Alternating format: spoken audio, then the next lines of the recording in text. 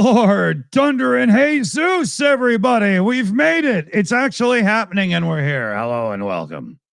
Yeah, we're not dead yet. Not yet. Close. Well, working on it. To kick off tonight, we're going to be talking about the little bit on the other channel. That's right, because Matt in the main Shills channel is in the chat. He's wondering why is it that we have these live show events and just put a little bit up on the old channel and then move over to the other channel? It's because every week we seem to find that there are still people watching the main channel and don't know about Shills Live.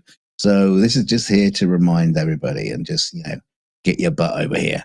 And, that will be, shutting down in about 10 minutes when the fireworks go off. That's right. And I think we've set the fireworks to actually work. So that should happen. Oh, God. Don't tie these too tight. It just rips your own hair out. Trust me, it happens a lot. So I was out of action for a little bit there for a week. And I didn't keep up on the news very much. So if you're sick of hearing shitloads about Trump and his administration fucking everything up that they touch, good news, because I'm not really up on what's going on. So you won't hear that much about it. Yeah, unfortunately, I have. Well, you're going to hear some about it, right? Didn't he just destroy the Department of Education? Isn't that gone now? Yeah, he's working on it.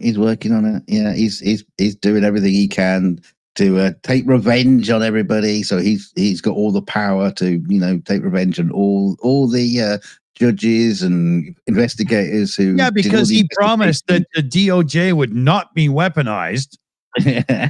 No, it's getting worse and worse every day. Yeah, he told everybody he'd lower prices on day one. They've gone up. Everybody was getting a tax break. Only the uber rich and the corporations have. Tariffs were a tax on other people, not Americans. That's been proven wrong. U.S. aid is gone. This is a long list. I never should have started. I know. Once you start. Yeah. Good job I got rid of the list. Keep it up. It's been a nightmare. I tell you what's been happening today, though. I think it's kind of ironic that, having had that meeting with Zelensky and Putin and all that, demanding peace in Ukraine and that they should just give everything over to Putin. Well, he's been at the Pentagon today discussing war plans against China. Yes, he wants to go to war with China. Brilliant. Well done. I think his new allies, Russia.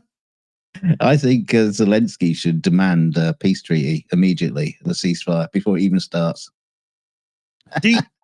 I was thinking about this, and I don't know if it's been discussed because, again, I wasn't trying to pay too much attention over the last. I really disconnected. But in my view of things, if you look at what Trump's done since taking power as it pertains to the entire situation with Ukraine and Russia's invasion, Trump knew that he was selling the Kursk region down the drain when he did that we're going to stop sharing intel thing for a blurb there. And that was done completely and totally on purpose so that Russia's position could be, no, we don't have to give anything up in trade of negotiations. We just get to keep what we've already got and everybody gets to stop. It's so obvious it's not funny at this point, right? Well, there is humor to be found in this because what has happened, obviously the Russian forces, definitely strengthened around the Kursk region. So when Ukraine were retreating back, they were, it was a pretty hard retreat for them. And the Russian forces came in. But meanwhile, the Ukrainians have found another weak spot in the defenses and just hammered into Belgorod instead. Yeah. It's like whack-a-mole. So it to me, it was obviously connected. I truly believe that Trump has a deal with Putin for mineral rights to the minerals that are on Ukrainian soil, but he'll get a better deal out of Zelensky. He's just not sure that Zelensky's going to actually have occupation of the land and is literally playing whatever side will do him best. Because like everybody says, he's transactional. Yeah. I don't think he gives a rat's bloody ass either way. There was another interesting thing. I think just Trump just like wakes up every time, in the middle of the night, go, oh, I got an idea. There was a new thing where they were saying that they'll put all Ukrainian power stations and stuff like that under American control, which could be kind of interesting because then if Russia attacks them, then they're essentially attacking America. That's right. But having said that, you don't particularly want to put, your country's power supply in the hands of a madman, really. That's right. And I mean, wasn't there an agreement, and it's already been broken, where power stations were off, and they've already done it. I mean, the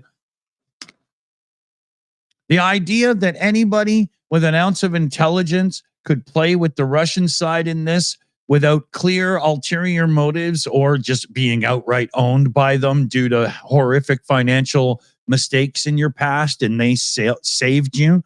I don't see how this could be a possible outcome that anybody would, I mean, you could put a couple of heroin junkies in charge and they'd figure it out easier than this, right? Well, they'd probably do a hell of a lot better, yeah. Yeah, Let's try it.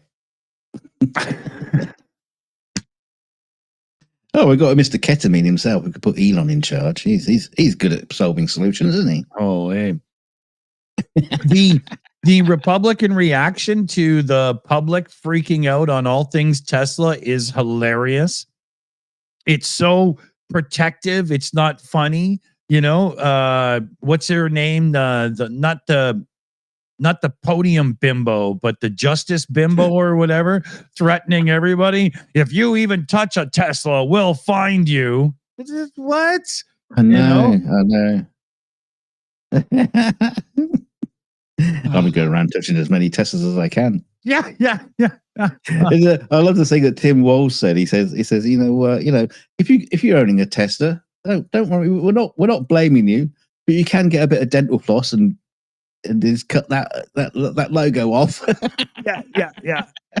Yeah, but even still, anybody who knows cars can tell a Tesla from like a block away, right? But you've seen the other things that people have been doing. They've been putting other car logos. They've been taking the Tesla ones off, and putting other logos on it, like a Toyota or a Mazda or whatever. Yeah. Well, the thing is, though, is if you try to sell a Tesla right now, in the wave of quite a few hitting the used market, you're going to take a hit on the value. So hating Musk and selling your car is how much does it really achieve? He's already been paid for it, right?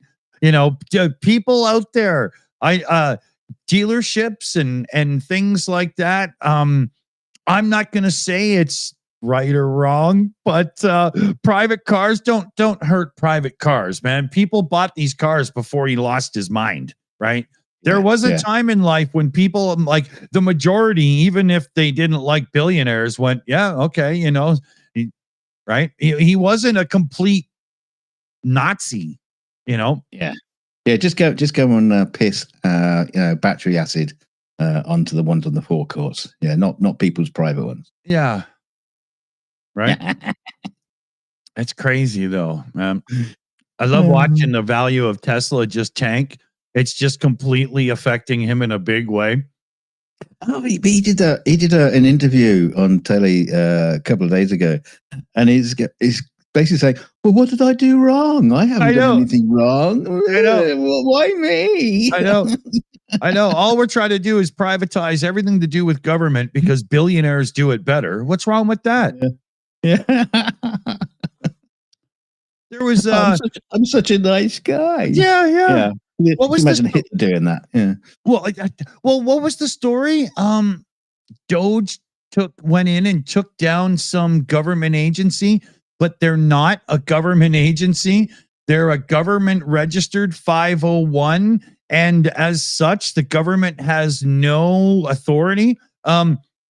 The only thing that the government had as authority, if I get this right, is in the event of some serious conflict of interest with somebody on the board, the president could step in and fire them in like an emergency situation. So what did Trump do? Fire the whole board. And they were like, they picked the locks to get in. They forcibly removed these guys. It's just ugly as hell. And then it turns out they have no authority to be doing this. There's our warning for the other channels. So do you want to do the honors? But yeah, should we do the countdown? Yeah. We're gonna be closing this off right now. There will be a redirect to take you to the proper channel. How many people? We got 11 viewers in there at the minute. Come on to Shills Live, join us, like, share, and subscribe, and all that stuff too, right? Yeah, cats. You're in the wrong place. Get over here. Oh, hold on. There's a member message from Cats before we bail the other channel.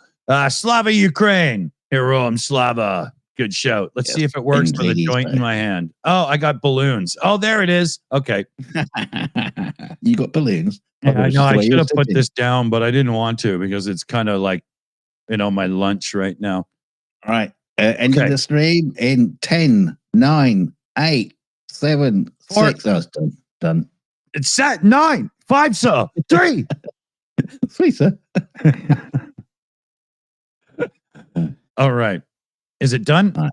Yeah, it's gone. I can close that window now. I'll turn it off over here as well. All right. When once there was 2, now there is 1.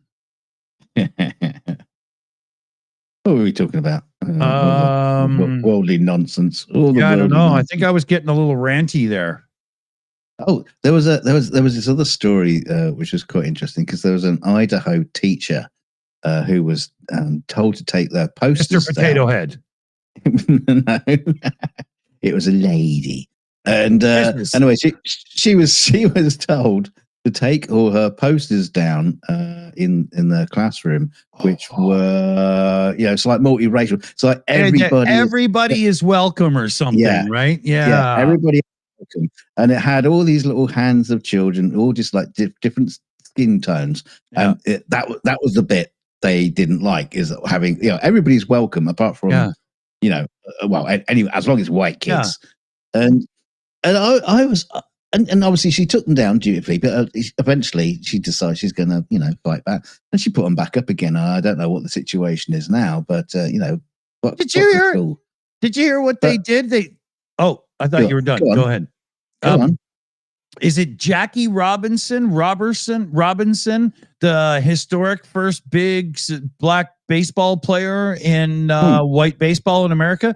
The government wiped him from a page. And in response, they said something like, well, we don't want to celebrate those people. We just, want to have the records and the achievements listed or something. But it said those people in reference to a black baseball player. So those people are either baseball players or how ugly is that? It's like Tropic Thunder all over again. What do you mean, you people? Now, the funny thing is, I was thinking about this with this Idaho teacher. If I think she could protest in quite a unique way, which is generally considered not appropriate. But I think in a case like this, she should just turn up to the school black-faced in support. In support with a Whoopi Goldberg wig. Yeah, let's turn blackface into a good thing of white people demonstrating that we want black people included in our society. Hey, speaking of which, you know how when a white kid's singing some gangster rap, there's certain things he can't say when he's singing in public? Does a black guy who really likes country music have a hard time with the word honky tonk? Yeah. It's very difficult. You're sitting listening to your favorite rap artist on your iPhone with your headphones on. When you're sitting on the train, just don't sing along. Sing along. Don't even mouth the words, right? You're gonna get shit kicked, I was thinking the other day what we should do in like a future pub chat. I was thinking we should get some, people of different races and minorities on the show, and we can just call the show "Let's Get Racist," and we can poke fun at racism, and and take some serious looks at it, but just poke fun at how so stupid some of it is, and where it crosses the line. I think that could be quite an interesting show. Get Greater Sapien on because he's a great speaker for racism, or well, definitely against black people, but he is black, so I suppose that's fair enough. I think it'd be hilarious. Why did you come up with him of all people? I don't know why him. Yeah. We got to make him relevant again. Yeah, others have tried. Well, I was just back in the old days, the Shills shilling out smaller channels. Yeah, the fact he's got more subscribers than us is irrelevant. Probably lower views though. Yeah. When you resort to doing Eric Dubé's 200 proofs, Oh dear. Eric Dubé. Yeah. We should have him on, try and make him relevant again. That's funny. Yeah. Eric, okay, we're going to have you on the show. Eric Dubé is a classic flat earther, if you don't know who we're talking about. He's also a yoga instructor. He tapes his nutsack, one to each leg, and then does the splits and just listens to his own skin tear or something. But he hides out in the Philippines or something. Yeah. He moved to Thailand for adult conversation. Yes, that's right. Yeah. But he put out this book, 200 Proofs That the Earth Was Flat. And every one of them is the kind of thing that somebody in grade 7 could disprove with like a set of encyclopedias from the 1960s on their shelf, right? Well, most of the time it's just like fact checking. Yeah, did this person say this? No. Is this White House that this height? No, it's not. You can disprove stuff. The flat Earth. At least get your facts right. Yeah. But he also wrote that children's book. A children's beautiful, colorful book about flat Earth for children. Oh yeah, he's like the dude that got appointed by Trump, right? He did one of those kind of things. Yeah, he's been made Secretary of Geography. Yeah, and pretty pictures. Dear. Hey, talking of pretty pictures, we got Trump was in an interview the other day, and there was this portrait of him on the wall, and I just became absolutely obsessed with this portrait. So I went out, looked for it. Bring it up, Dick. Bring it up. It's like Trump combined with Steve Austin, the $6 million man. You have to scroll down to get the full. Yeah, he ain't got no bulge in his drawers. Oh, look at him! Look, it's full pleat creases. There ain't one spot where it was smoothed out by anything. Right? Man's got no dick. I wonder who the artist was painting, wearing all that ridiculous gear before he finished off with Trump's tiny little head on top. Yeah, I know. Yeah, he's got the arms and shoulders of a football player and the head of somebody from AV Club, right? It's like they painted it with a cutout, and Trump is standing behind it. Yeah. They did him in the same proportions as the Sphinx. Big body, little head, and tiny cock.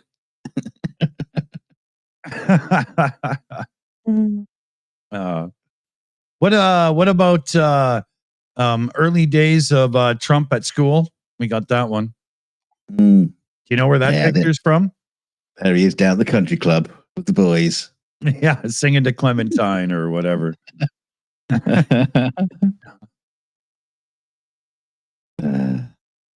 See if anybody knows that picture. Yeah, MJ got it. Trading Places. That's funny. Such a good movie, man. That's one of those movies you can watch like every 5 years when you're having a few drinks with guests or something. And it's fun. Everybody knows it. You don't have to sit there and focus on it. You can just enjoy yourself and have a great time. The interesting thing about Trading Places is when that look of the look at all those rich people. You got the big the country club. You got that massive. I don't even know what it is, but the Duke and Dukes of like organization. They're all sitting on that huge table. Yeah.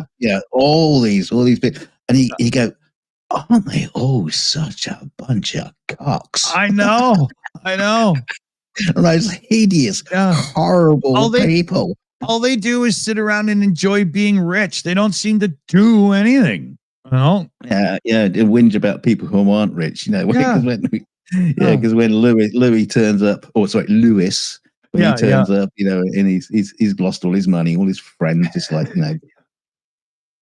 disavow him and check him out. Quick as possible too, right? Yeah. Which especially in that day and age would be about correct, Yeah. But that going back to that portrait of Trump though I think it's kind of interesting that the way he looks in that portrait, he would have fitted in with those people perfectly. Totally, they probably wouldn't have liked him, but he wanted to be one. Oh no, they would like him. Well, they pretend to like him. You have to like him because he's as got long money. as he had daddy's money. Yeah, exactly. Yeah. Look at that picture, Jesus. Not only that, he puts it up in his own bloody. I don't know where this interview was. Whether it was in Mar-a-Lago or it couldn't have been Mar-a-Lago because apart from the painting, the rest of the place looked kind of like tasteful. Regency, so it wasn't all gold and crap. Yeah. I wonder if he does that when he used to travel for business, if he had like 7 suitcases full of gold crap that he could just put around the room to make him feel at home, Yeah, just some wallpaper, some gold leaf, just like stick it up onto the wall. Yeah. His home always looks like the back parcel shelf of an old Mercedes cab in India. With the gold tissue box and stuff, right? Yeah, but his tissue box would be real solid gold. Yeah, exactly. His one in India is just a spray paint. Yeah. Brass.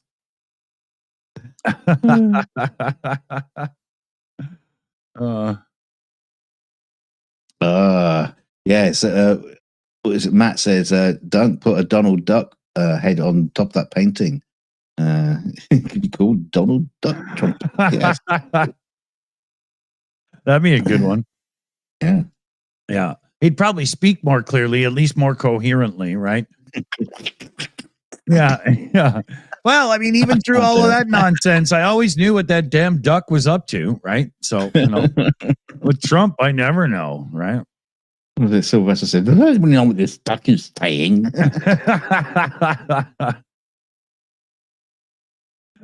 All right. Well, hey, maybe we'll have to do something like that. I used to do funny shit like that with my guitars years ago.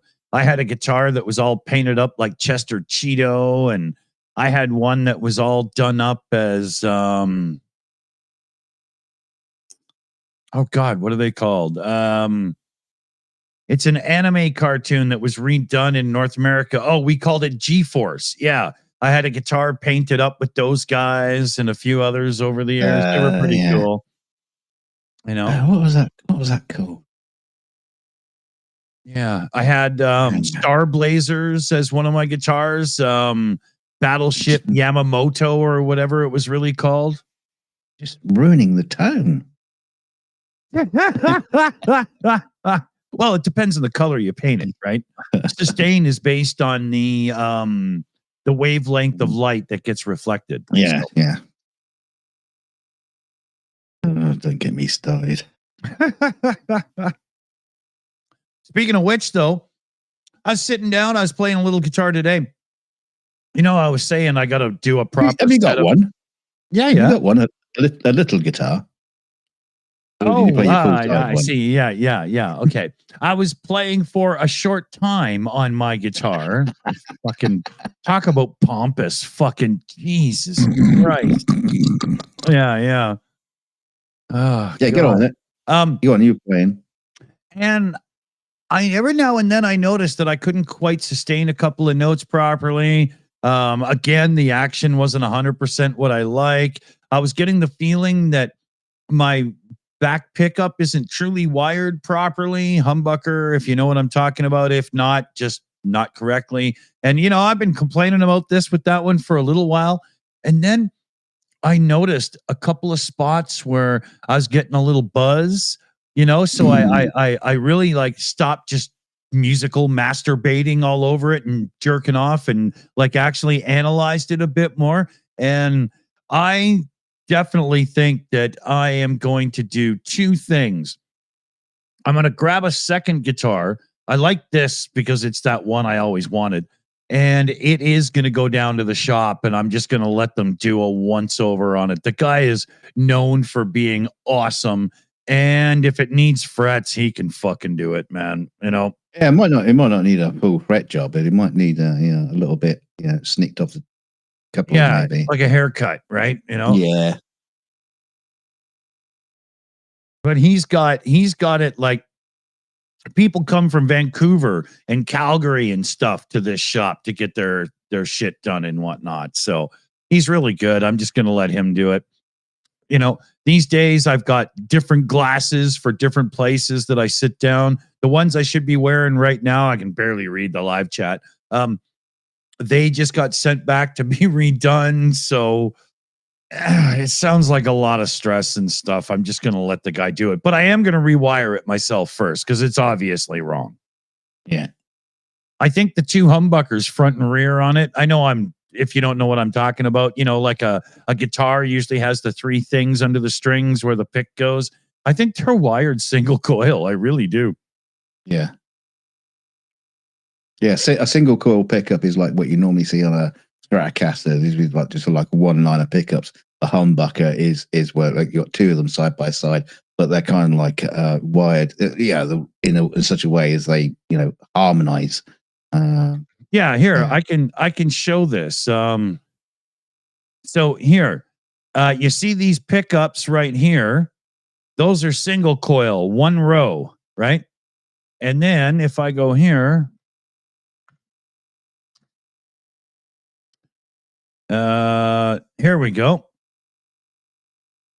Sorry, 1 second here. Oh, for God's sake. Great. Yeah. There we go. I found the image. But here, look at the back. Let me get it bigger for you here. Ooh. Look at the back. You see, not one row of dots, two rows of dots. That's the humbucker. That's the heavy metal rock and roll pickup. The front little single row one, that's for like thin and clean playing and bluesy stuff and whatnot. Nice trem block on that as well. No, it's got locking nut as well. It kind of looks like my guitar, maple neck and all, right? Except it's got one of those cool little dual humbucker middle pickups that like Yngwie Malmsteen would use to keep his guitar looking more original. Nice little rail pickup there as well in the middle. That's what I mean. Yeah. And it's a dual, see? Right? Yeah. It's got all the kinds of pickups there. Yeah. All your food groups. Here, I'll show you the guitar I'm talking about. Here,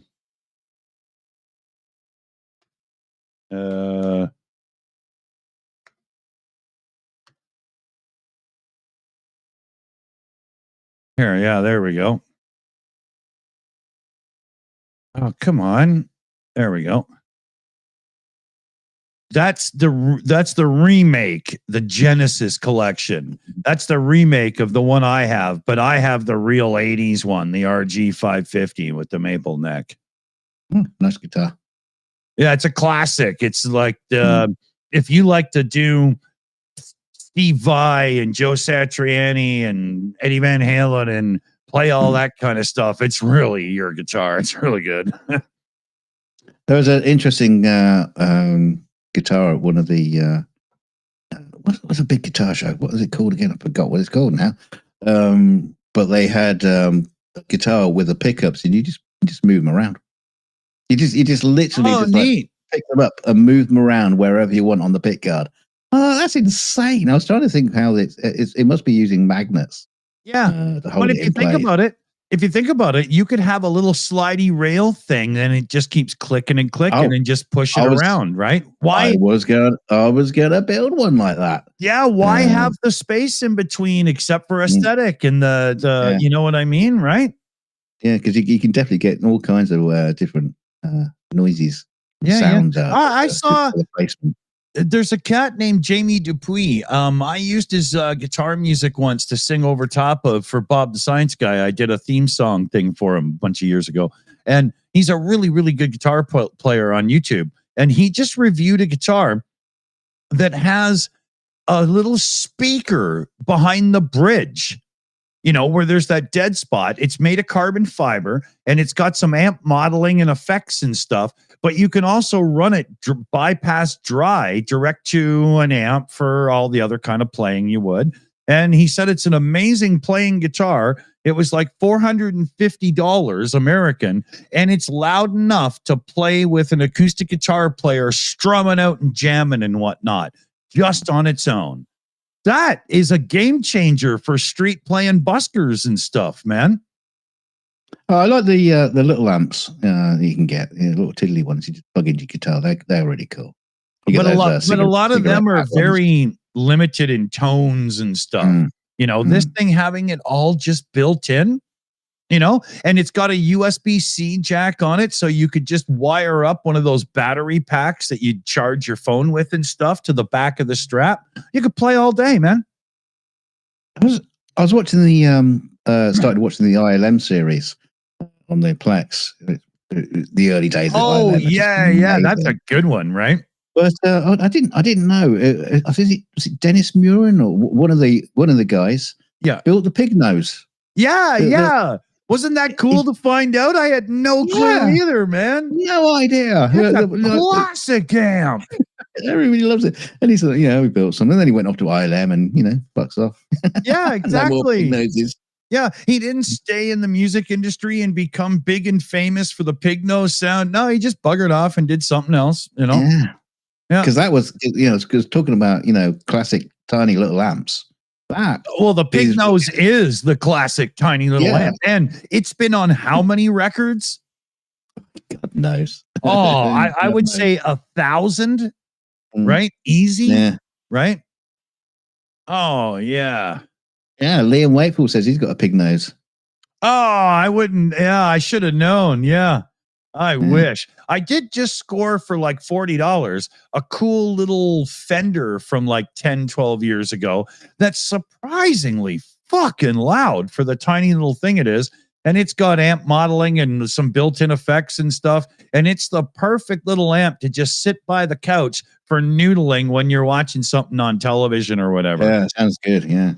Liam, I bet you do what I do because it's sitting right there. As you're watching something on TV, you just play along in whatever key the music is and whatever you're watching and kind of jam with it and use it as an improvisational tool for practice and stuff. That's what I do.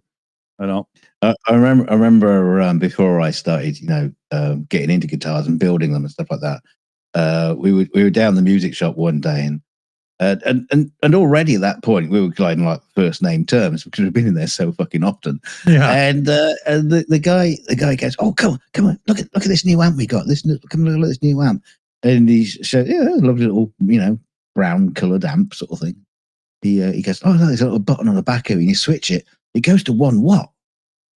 And I was thinking, so who wants an amp that goes to 1 watt? Yeah, but you can crank it, right? Yeah, I know. Exactly. You can feed it everything it's got. I want more watts. I want 50 watts. I want 1,000 watts. I don't want 1 watt. Yeah. That was one of the cool things about the power soak that Schultz invented, the guy from Boston. It would pull down the loudness, but give that wall of sound at the same time. That was an awesome tool. Oh, yeah. Yeah. Robert in the chat. Nerd alert. Dick's on a run here. Yeah. Yeah. Yeah. Sorry. We'll shut up. Oh yeah. I can take these discussions really far. If you want to complete drunken babble about analog recording and the glory days of it, oh God, I've got one of those in me. Actually, more than one. But each time I do it, it'll be the same thing, just told slightly differently. It'll be kind of like the Book of Latter-day Saints when he has to read it out of the hat again, right? It'll be the same story, but told just a bit differently. South Park joke, anyone? No, thank you. Oh, come on now. So talking about Tesla, sorry, I don't. Have you had yours recalled yet? Let's see here. Oh shit! I forgot to fix that sound effects. God damn it! Yeah, your $6 million Tesla. Yeah, all the Cybertrucks are being recalled. And this was the thing that this really got me about the construction of this car. It's like, oh, they used the wrong glue. Yeah, but that's dude. I saw an article about this, and the adhesive actually is the word they use, because they don't use glue. It's this putty that's called panel bond, right? And I saw people laughing in comment sections about this. Oh my God, they're fucking glued together. What pieces of garbage and blah blah. That's actually supremely common. More often than not, in the modern day, a car will have like an extruded aluminum subframe that's bonded to the tub and so on. And yeah, that's it. Bonding is the way to go. It's lighter than welding. It's usually as strong or stronger. It has a little bit more give, so it doesn't have cracking due to when frequencies hit, like a bridge can fall in the wind unless they build it correctly and all that kind of stuff. I know it sounds funny and it would have been a great gag, but it's common. The thing was, though, with the Teslas, I don't know if this is where you were going, but they also use some of this bonding for the rear bumper structure. And don't tow anything with a Tesla Cybertruck. Oh my God. You could literally just watch your boat pass you on the highway, right? Yeah, but you don't tow or push either. Yeah. Yeah, but it's just this whole thing, right to repair and all that kind of shit. And all these cars are getting glued together. I mean, you come on. You want to be able to take that bloody panel off with some bolts and whatever. I totally agree there. The weight difference with the bond versus a couple of bolts, and you could replace your fenders and everything. I wish for those days as well. These cars wouldn't be written off so easily just because you got your fender caved in. It would just be no problem. Or you'll end up with cars in the future that have been maintained by the Rebel Alliance from Star Wars. With all these missing panels. And, because because the bit on the Tesla was a bit of trim that goes over the top of the doors. Yeah. So if pull it off, doesn't affect the car or anything. Just leave it. That's the whole thing. They advertised the Cybertruck as a aluminum exoskeleton, and they keep having problems with aluminum parts peeling off because the adhesive is failing. That's not an exoskeleton. That's body cladding. Well, there are animals with exoskeletons like that. What they tend to do is shed them and grow a new one. Yeah.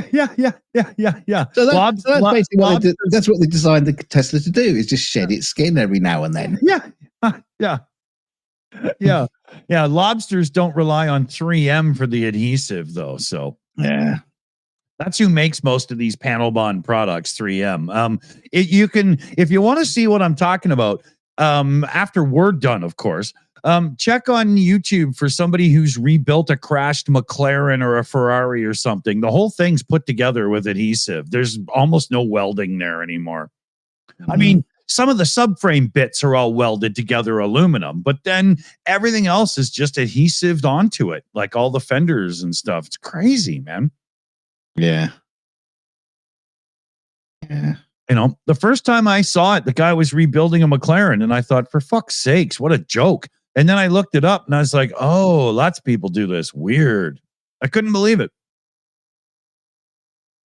It just seems. Yeah, I mean, they do the same thing with aircraft as well. Yeah. Yeah. Don't know about ships. I think they're probably pretty much welded and bolted and riveted together still. I don't know. I wonder if it's like crazy glue. And anytime one of these cars leaves the factory, you actually get the fingerprints of those that put it together stuck on the materials, probably not even just a fingerprint. Probably a few layers of skin. Yeah, you could actually do a DNA test on it. Mm. Yeah, modern cars are archaeological digs right from the factory, right? Hey, I hope that's not true, because maybe the Trump administration will start doing DNA testing to see if there's any illegals making the cars. Yeah. Oh, this Cybertruck was put together by a black man. Oh, better get rid of that one. You can't have any DEI hire cars. Oh. Do you remember in the run up to the what do they call it? The campaign, before the election, Trump got all excited because he was getting popular with black men, and he was like, "Oh, I love black men." And you remember that embarrassing moment, right? Can you imagine with the racist, hateful crap coming out of the White House now? How many of these people that voted for him are just furious? I don't know how true it is just how many black people voted for him. Not as many as he thinks, but it's never going to be as many as he thinks. Yeah, exactly. Let's face it. Yeah, in his mind, like 2.3 billion people voted for him, right? Yeah, but the thing is, you got Kanye. Sorry, registered trademark swastika Kanye. What's his name now? Yahweh or something? Like, hasn't he renamed himself God almost? Yeezy. Easy Yeezy. Yeah. Easy Yeezys, easy Nazi t-shirts.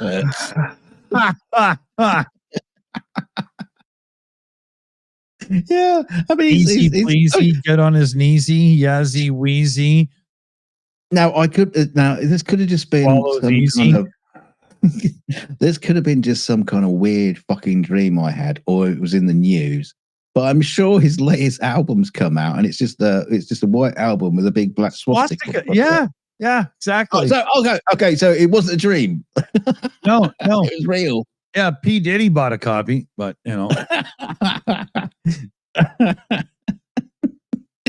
like how do you even put that into the shop? No, well, that's just it. There is no shops. The only place he can sell it is through his own store. And what web hosting company will even host this guy? Like, he's probably using the same iTunes. Well, he's probably using the same infrastructure as the I'm a Iranian prince, and I'm gonna make you wealthy guys, right? His website probably runs on like a Pentium Pro. Tech joke for you there. Yeah.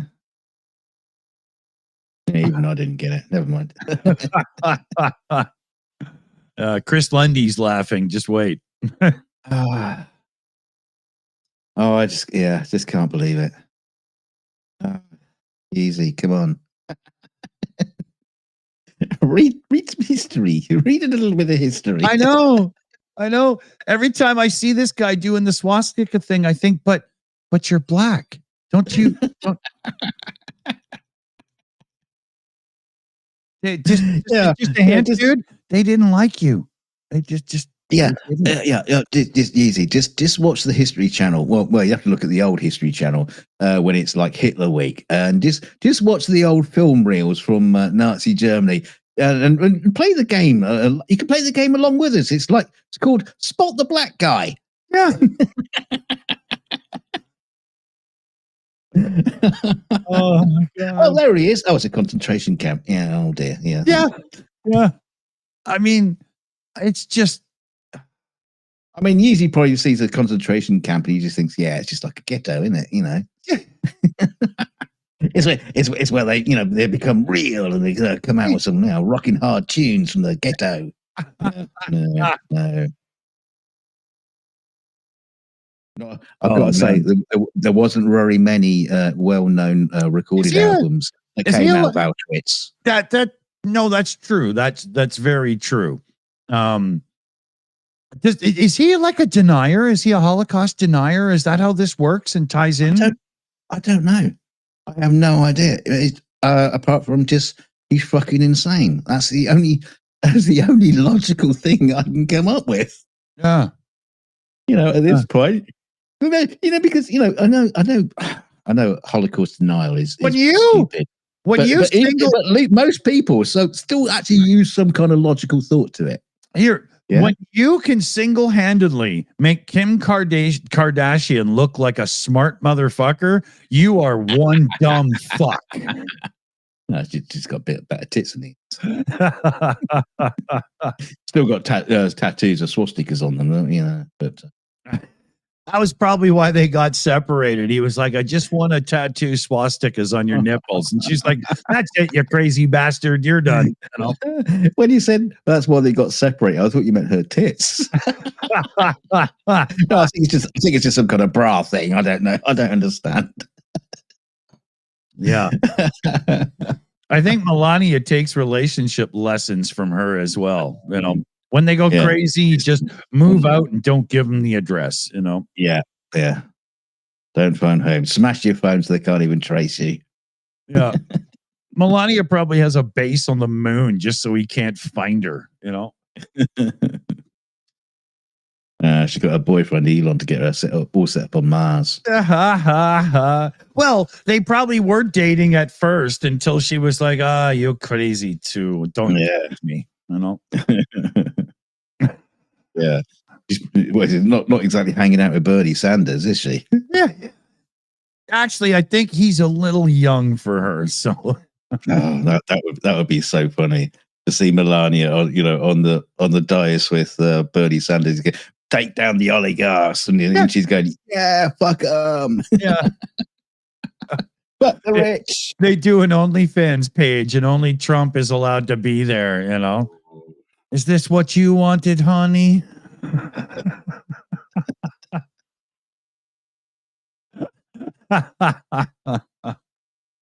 Using a dildo of rolled up $100 bills.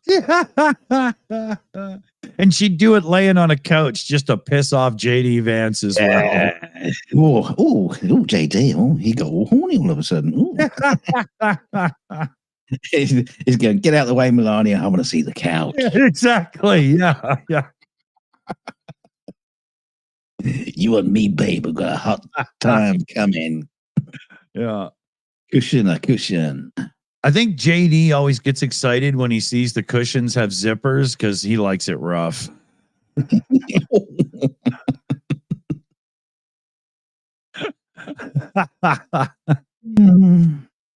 but the thing is about JD and his sex life with couches. It's very confusing because he's a receiver. I don't understand how that works. Yeah. Well, maybe he only likes couches that have those sort of bedpost things, on the end. Yeah, he just gives it the old pummel horse two-step and squeaks right down on that boy.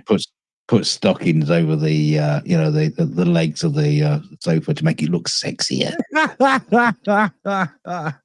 And then put it in those big 6-inch perspex platform shoes that strippers wear. Yeah.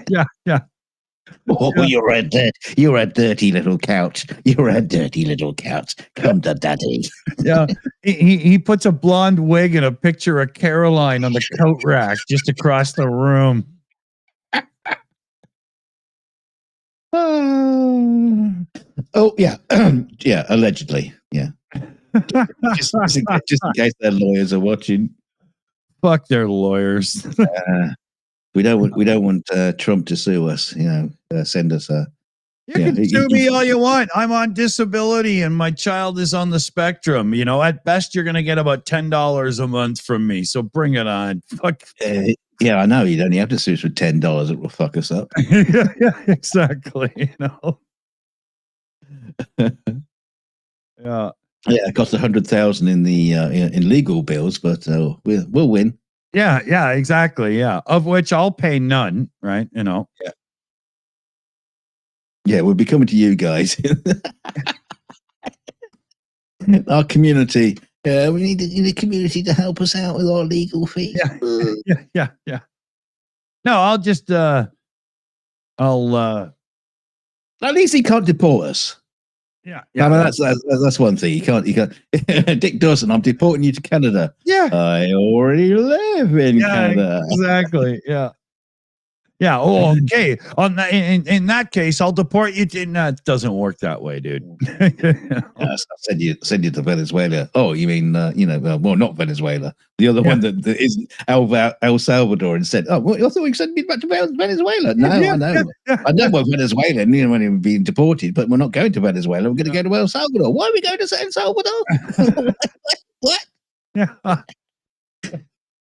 Yeah. I mean, as long as they got some decent grass, I'm sure I'll be all right. See, I think that's why he wants to invade Canada, you see, so he can get at you. He just wants to shut me up. Yeah, that's what it's about. Don't listen to Trump, all this tariffs nonsense and 51st state and all that. It's just revenge. He wants to get a dick. Yeah, that's right. Yeah. When somebody says dick, he wants him to be the only one. Him or Ronald Palmer. Yeah, exactly. Yeah. Yeah. Maybe that's the thing with him. He's pissed because his name is Ronald. Well, Donald, but Ronald. And he really wanted to be Arnold because, right? Well, I mean, yeah, no, I'm just thinking. I'm surprised at this point he hasn't renamed the national monument the great Arnold Palmer building.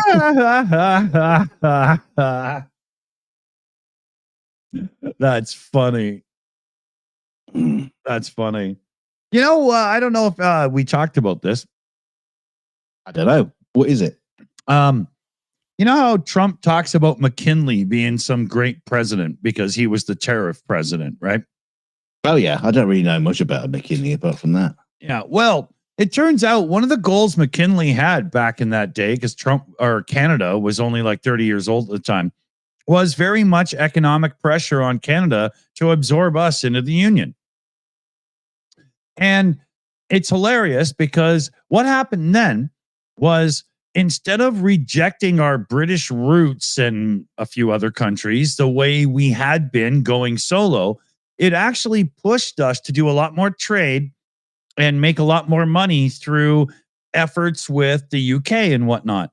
And as such, America actually suffered more long-term financially. McKinley was wiped out in the elections that came afterwards because his policies failed miserably.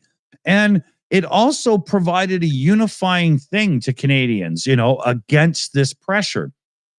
So let's look at what's happening now under Trump and his tariffs against Canada. We are talking to the EU and all kinds of new trading partners all over the place. We are in a huge thing of togetherness and oneness as Canadians. Our provincial borders are nowhere near the talking points of bitching and stuff they used to be even just 3 months ago. We're tearing down internal trade barriers to make things work smoother and better. And again, it's this exact same situation then as now. No one wins out of this in the United States. We might get screwed for a little bit due to the tariffs and, some international adjustment in trade and whatnot. But as Canadians, we've got all kinds of things to offer our trading partners that they would like to get their hands on. And as such, in the long term, and I mean, even just like a 4-year period, We'll be all right. Mm. You know? Yeah. Well, what shit is it you're buying from the UK? Well, not obviously not you personally. No, you get that from Glasgow. Yeah, I suppose that's okay. Well, I mean, just let me know. Fucking islands. What the fuck is it you buying? Not Stilton cheese or something? Yeah. Or those little bears dressed as horse guard soldiers or something. What is it? What is it you desperately need? Apart from Dublin buses, obviously you get the export those by the million. Those fucking little models of. Well, it's actually as I understand it, it's not so much about what we would purchase from the UK and a few other places. It's what you guys could start grabbing from us. Like we have an abundance of very valuable potash fertilizer. America buys the majority of what we have, and if they're going to be total cocks about it, well, we've got it up for offer. And that is all the potash coming from your ashtray? Yeah, well, a good portion, but I'm only allowed to donate so much because it tips the market, right? Yeah. They got the potash mountain. Yeah, and we've got oil reserves through the yin yang and so on, lumber, agro. Like, there's a lot of things coming out of Canada that if we hadn't already committed, yeah, exactly. Would you like to build a ski hill? We could help you with that, but you can export the French. Yeah. Slaves. Yeah, that would be good. And then all kinds of things that we do get from America because of this, that, and the other thing due to, the components are built other places and then it's assembled in the USA and stuff. Well, we can start getting those things from other places and whatnot as well. And, there's a lot of good trade to be had there. We've been very much tied up with America for nigh on since forever, right? And I'm sure there's going to be a few places in Europe and stuff that'll have to tariff us a bit because they have the same equivalent types of things to offer from their own domestic markets. And well, that's as long as you're doing it fair to balance it for everybody, go ahead. Fuck, that's how it's done, right? Yeah.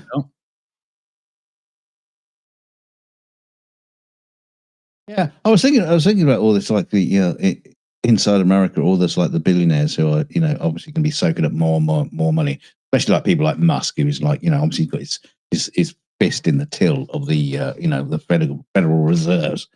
A man like that, he was worth 400 billion. I don't know how much he is worth now, with Tesla shares dropping. But you think about how much good. You never mind, helping Trump win the election and all that kind of stuff. Think about how much good you could do in America. Now, I don't just mean like, giving every American like $1,000, which he could easily do. But he could with 400 billion. I know he could restart new industries. All this tariff stuff that Trump's talking about, and they're saying that we'll just do it all internally. Well, do you know how many years it's going to take you to rebuild American industry from scratch? Yeah. It's not like there's a fucking war on, but well, not yet. There might be a war with China, but that takes something. Yeah. And someone like Musk with 400 billion personal wealth. Throw Bezos in there, throw Tim Cook in there. All these billionaires. There must be probably $1 trillion in personal wealth. I was just saying at least. If you took the top 100 wealthiest persons in the world and combined their complete wealth, liquid, just America. Just think about America. Okay, just America. If you took the top 100, you're easily into $1.5 trillion, $2 trillion almost. Yeah. I'm saying, just think how much good they could do in America if they put that money to work. There's a stupid line in Hello Dolly, where what's his name? Loves that movie. Yeah, but Walter Matthau is this kind of like businessman, but he's a bit cheap. He's a bit cheap on spending money.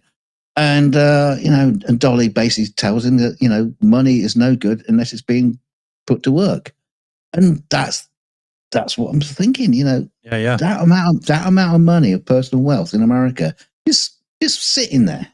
I know. Put it to work, and that's how you make America great again. I know. No, I don't. not by becoming an authoritarian. Yeah.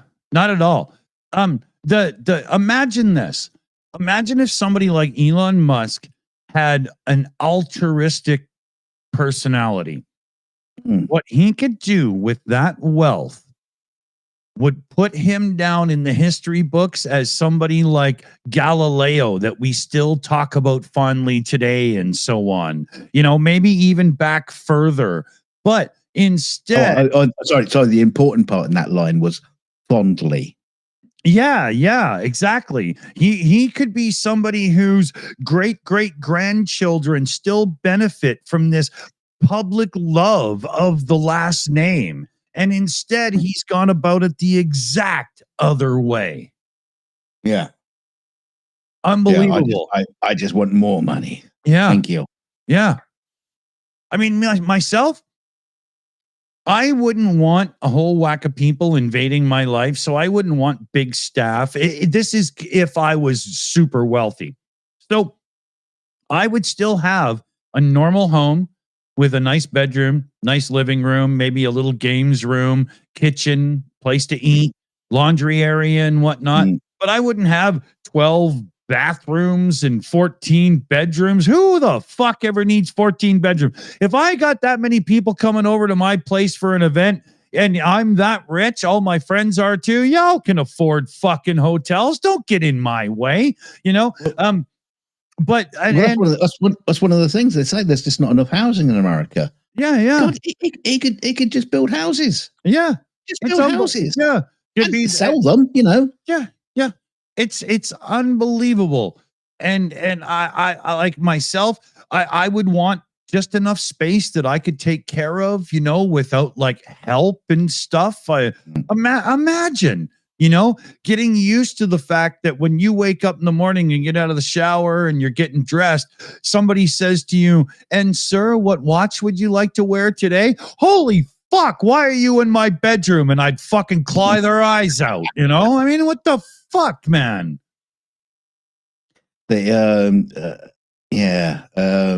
Steve Walsh in the chat says, they all want to go to Mars. Now, what Musk wants to do is he doesn't want to actually go to Mars. He just wants to send a lot of people there, right?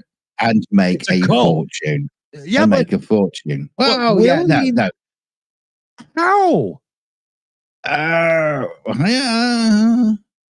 Yeah. So far, his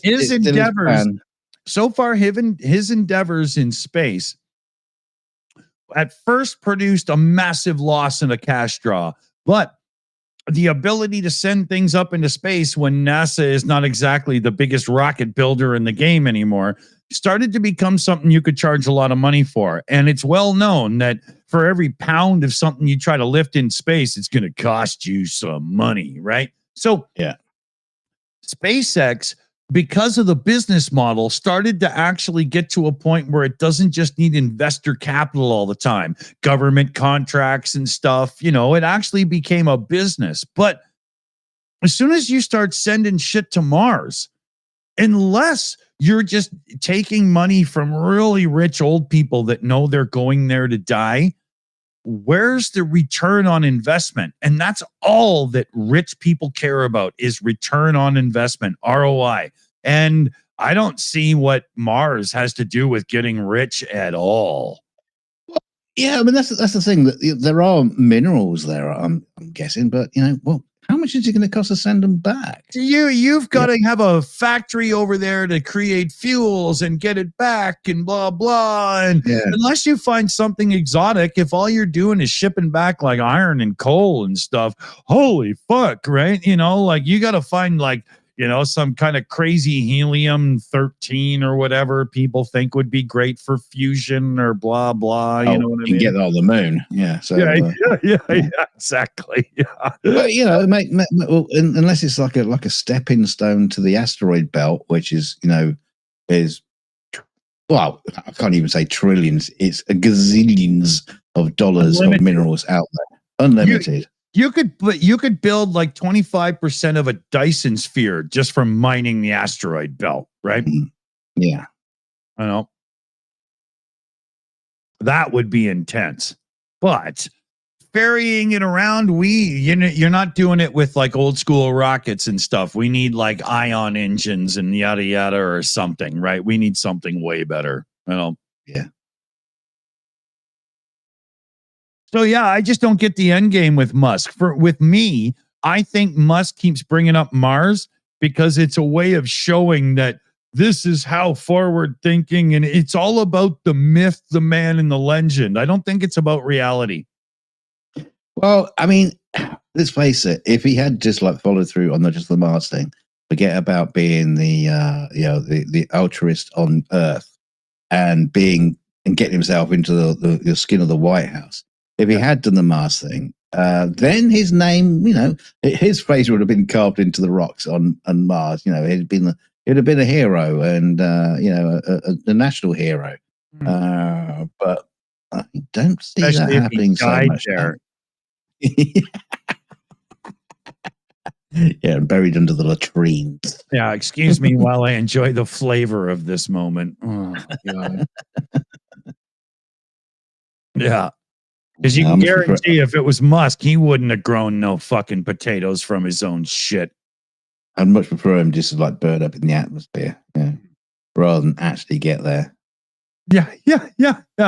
Be one of those things where eventually we have a telescope that's so good, you can zoom in on the planet Mars and go, that's the pile of Musk. You see that? That's a shin bone that made it. Yeah, right? that little dark spot on the side of the canyon. Now that's about his legacy now, right?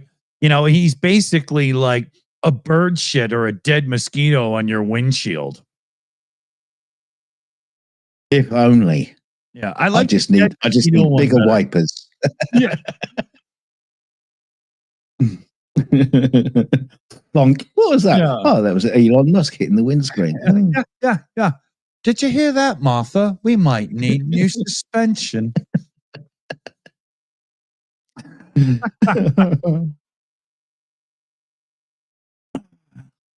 So, yeah, we've had no direction, but it sounds like we've had purpose. So, I'll give us a B+ so far.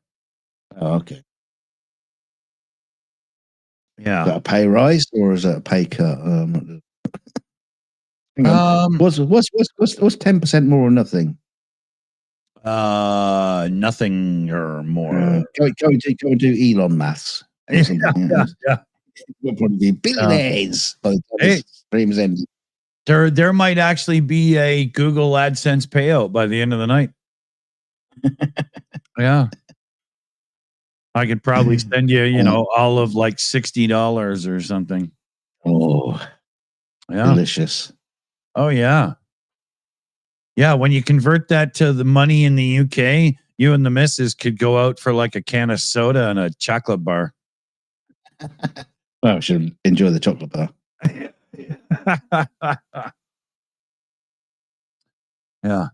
I'd say a can of Guinness, but have you seen the Canadian dollar lately? It's Jesus Christ. I don't know. What does it look like? Was it made from? Is it made from cheese? Mexicans are looking at us going, holy shit, that's not good. Are you saying a GoFundMe for the Canada? Yeah. Send us money. Yeah.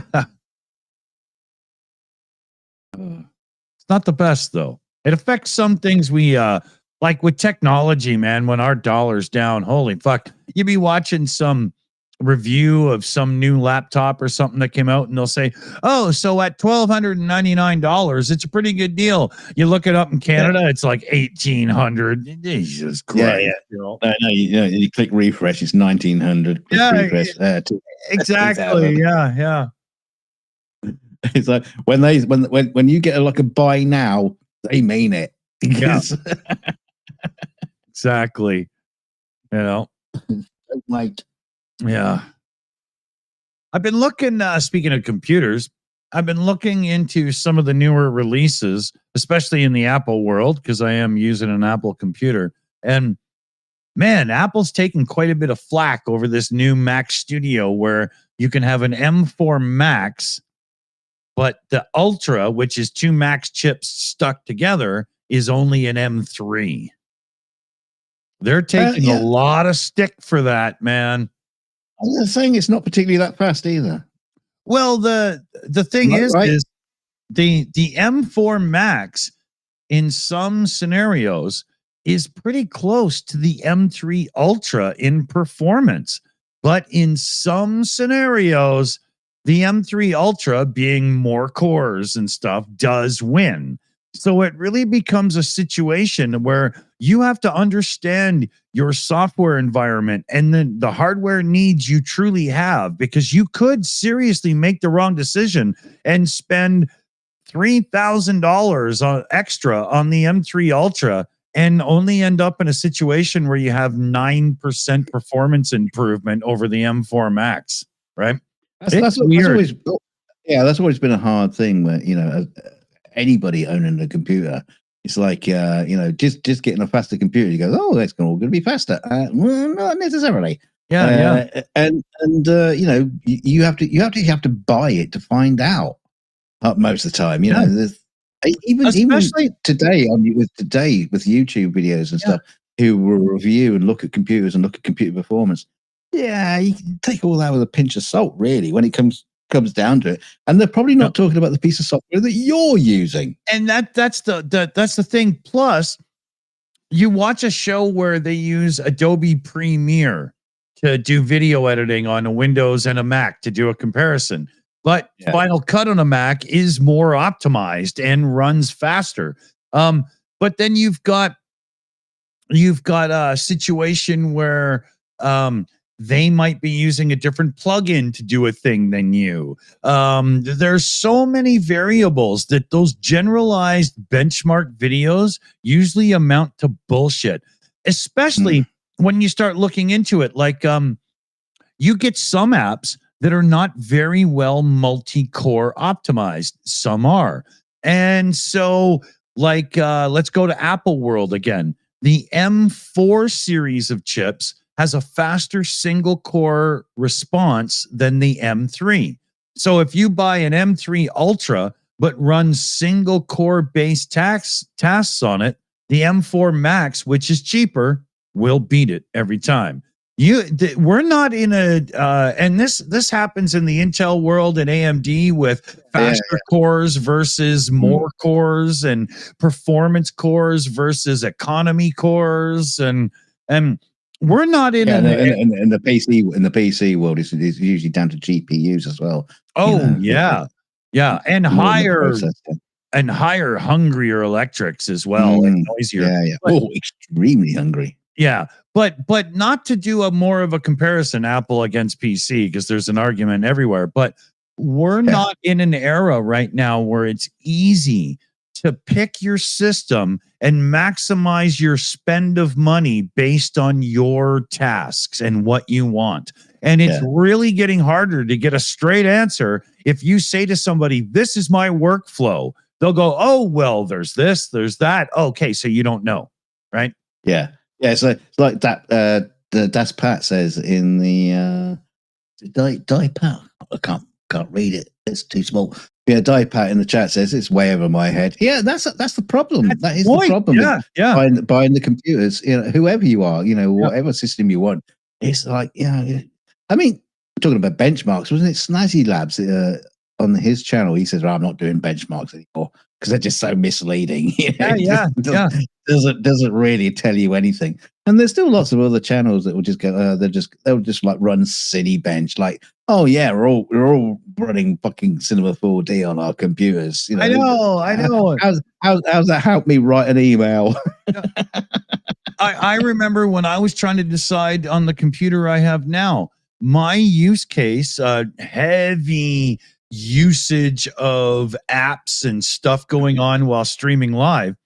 My system pushes a computer, but in a more unique way than a lot of workflows. And I couldn't find a straight answer for shit. Nobody benchmarks based on what I do, but a lot of people do what I do. Well, that's the other thing as well. It's like I remember the days, when we were getting computers into homes and stuff like that. Everyone's going to have a computer. We'll be able to solve like amazing. What do most people use computers for these days? Most people, email, watching YouTube videos, maybe watching. You don't get Flappy Bird on a computer.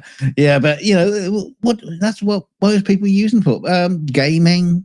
Most people use them for Instagram. Gaming. So social media, web browser. It's just basically web browsing, whatever. And that's what basically most people are using computers for these days. They're not your average powerhouses that we expected the people to need. No. The average user these days, with like online documents and Microsoft and Google and everything, the average user could literally just open a web browser, Chrome or whatever, and do 80% of their shit in that web browser. Yeah, okay, I'm going to ask the chat. I'm going to ask the chat here. In the chat, what's the most powerhouse software that you run on your computer? Yeah.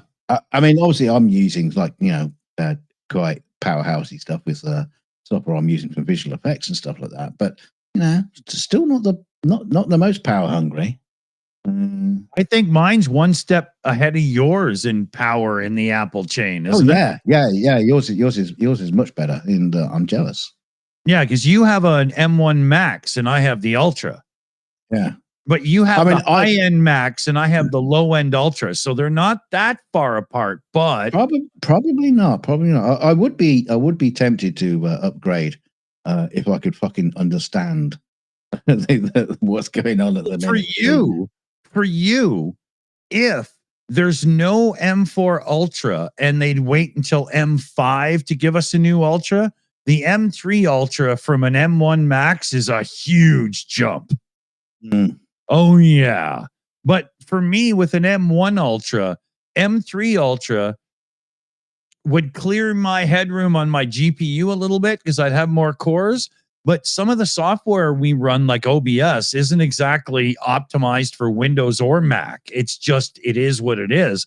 And as such, I'm still fine where I am, right? I'm not even considering it yet, and I don't give a shit about the AI tools yet, I'm just looking in the chat. What we got? We got rendering, video rendering in Adobe, 3D games, PJ CNET. Yeah.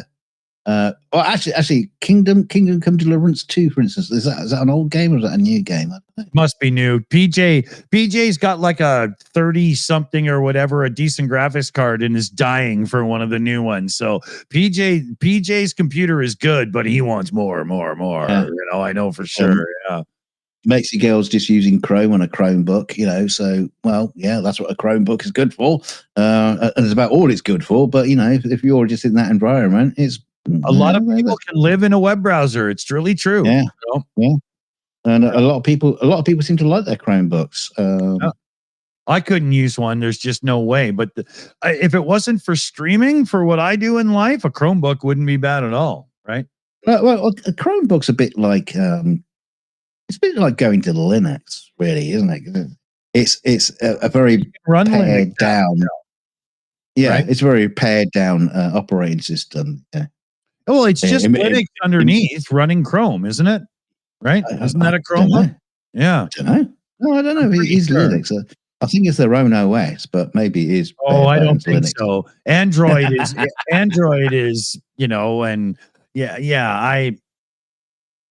I think a Chromebook's got to have a Linux underpinning because you can run Linux apps on a Chromebook these days, right? They have a subsystem for it, and I'm pretty sure it's just native, Yeah, it runs Chrome OS, but I think it's a derivative of a Linux kernel, isn't it, Chris? Yeah,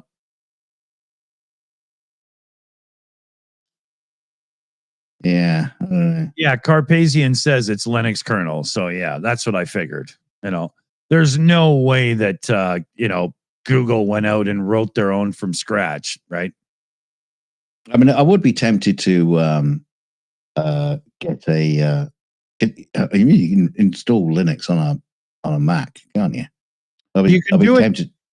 You can do it easily on the Intel Macs, but now with Apple Silicon, I don't think the bootloader is unlocked. So I think it would all be virtual machines. But it's ARM64, so it's easy to compile shit that way. And yeah. I would be tempted to have a machine that runs my nuke software under Linux, but that would be all it does. Yeah, the only thing it does. One of the last Mac Pros with the Intel chips would be great for that. And especially with the afterburner card and all that shit, I bet you get one of those cheap these days. Well, when you say cheap, you mean cheaper than they were. I mean, those buses weren't cheap. Not really for what you got. No, but a new M4 Pro Mini will beat it in all benchmarks. Like, it's over, right? But you can still put like the graphics card upgrades, AMD ones, in that Mac Pro, right? It's too big as well. I mean, because we used to. I mean, yeah, I know, because you and me. I just got this little block of aluminum on my desk, right? Yeah, exactly. Because a lot of people we know out there are still running PCs, and they're still used to having like a big tower, because that's what it's that still makes the format. Like noise and stuff, right? Yeah, but it is still the general format of the PC is that big tower. Yeah. To be honest with you, I wouldn't know where to put one. Because I've got a Mac Mini here, and I got my laptop, and I got the studio. These are all small little form factor things. If that was 3 towers, you would literally be surrounded by them. The family would be like, "Are you there?" Yeah. And I'd be sweating. Yeah, you'd have to light a cigarette so they could see the smoke come out. Yeah. I know, it's so strange. I remember some of those PC towers that I fell in love with. Oh, this looks great. Jesus Christ, they were fucking huge. Well, here's the thing too. We run a private server for the Shills. We have a Plex account, and we have a full cloud and a sink and all kinds of toys, right? And it's an older dual Xeon thing with 128 gigs of RAM in it right now. I had a RAM issue, so I had to take out the modules that made 256 gigs.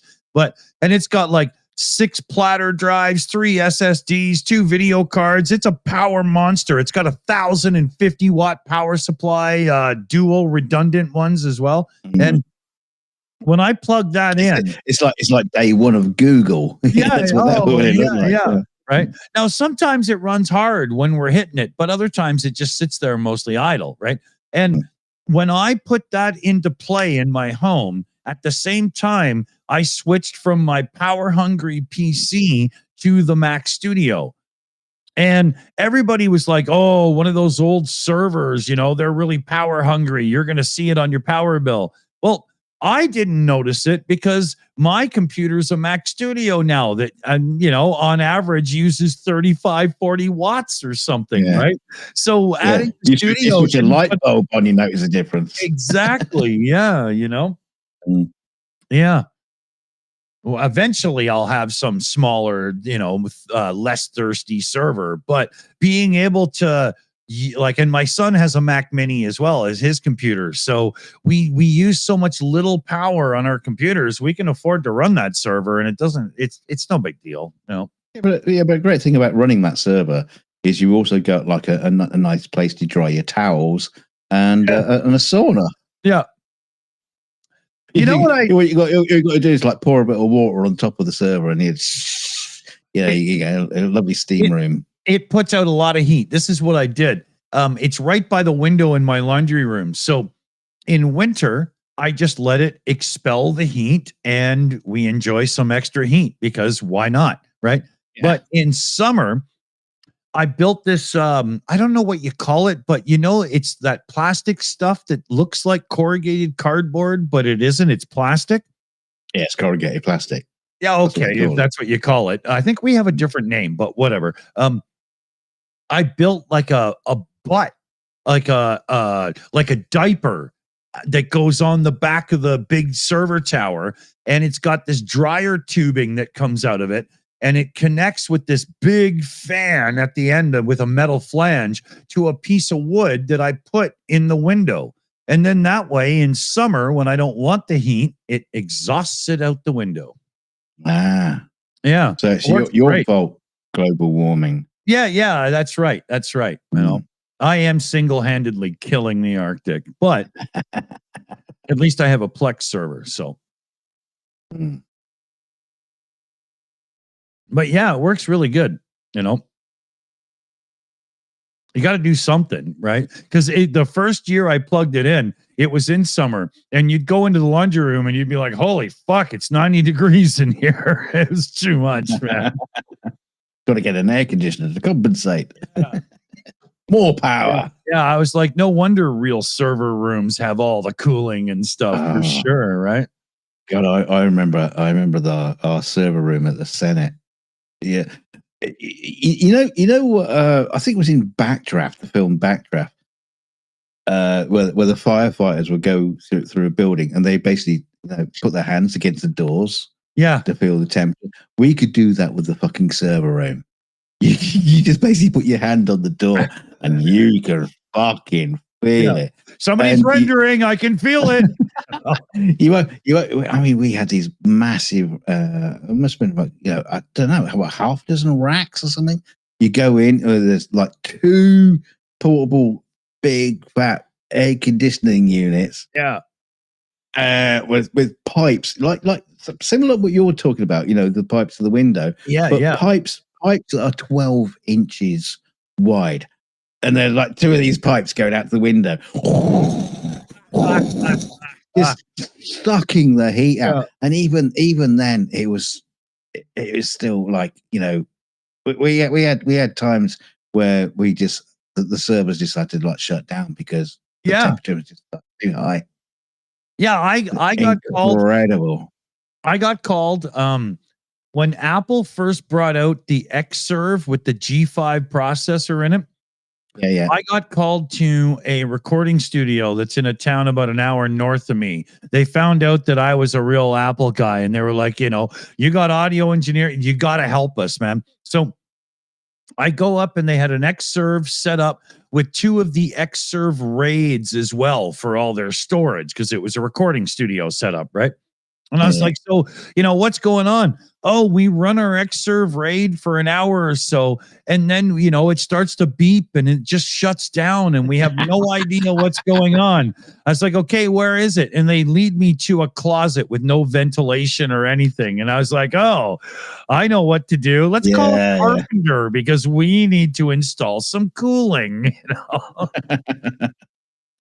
It was funny as hell, but they had they had to replace the Xserve as well. There was some warranty consideration, but all the thermal paste in the thing was rock hard roasted. Like they had just destroyed this. Yeah, just incinerated it. Yeah. It was really funny. But they had Maisie May or somebody like that. This cool sort of bluesy jazz chick from Toronto at the time that was up at the recording studio. And so they had the cash coming in from the label at the time, right? Okay. Yeah, but we had to get the guys in, and they plumbed the place, and they did the fans and the heat exchange outside. And it was crazy. It was funny. Fucking dumb shits. But who sold it to them without explaining to them that it needs airflow, right? That's like taking a high-performance sports car, locking it in the garage, and just revving the engine and going, wow, the temperature's getting warm. I wonder what's going on there, right? Let's just put it in the sleeping bag, see how it just needs a cuddle. I did like those Xserves when they came out. I thought, oh, these are cool. I want a rack-mounted computer. So did I, man. Until you hear them in person. Have you ever heard the sound of a 747 taking off when you're strapped to the engine, like the jet itself? Yeah. They were so loud decibel wise that just being in the room, you needed protection. Otherwise, you were in danger of, well, having tinnitus like I do now. Oh yeah, dear. they were loud, but they were awesome. You know, Funny thing is, as you think about form factors of computers, that's one that has gone. You remember the old idea of the PC would like lie flat on your desk, and you put the monitor on top. it never should have died because it actually lifts your monitor to the right height. Why are monitors so low? Right? Adjustments. But ask anybody, not most don't actually. Ask Well, yeah, anybody Apple who wouldn't has like a monitor arm. I have twin monitor arms for my big screens, and being able to lift them to so that you can actually look at them properly is a game changer. Yeah. It is funny that whole thing just like disappears. You know, and can I mention, Well, I don't know what happened in life, but there was a moment where the public decided that they were going to buy laptops more than desktops. How often does any one of you ever do anything real on your computer as a laptop versus a desktop? You usually sit at it and do things, and you're stuck all hunched over looking at this little screen and stuff. But you buy a laptop for the odd moment you might want to sit on the couch with it and stuff. Buy a desktop computer. They're cheaper, they're more powerful, bigger screens, better to use. And then just buy a cheap $150 Android tablet for using when you're sitting on the couch. That's how it's done these days. Stop buying laptops if you don't need them. Stop. Or get neither and just get a decent iPad. Yeah. But because they have become incredible replacements. My wife uses it. That's all she uses. That's all she needs. Yeah, but your wife is more of a consumer than a contributor. And she does a lot. She's got a little Etsy store. She takes photographs. She puts it, brings them into the iPad and edits them there.